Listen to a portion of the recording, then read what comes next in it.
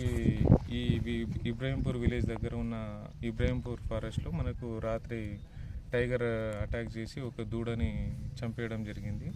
ఇంకొక చిన్న దూడని తను తీసుకెళ్ళిపోయింది, ఫారెస్ట్లోకి వెళ్ళిపోయింది.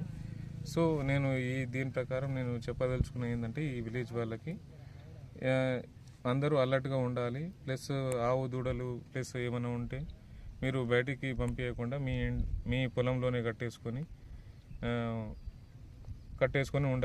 ఉంచాలి.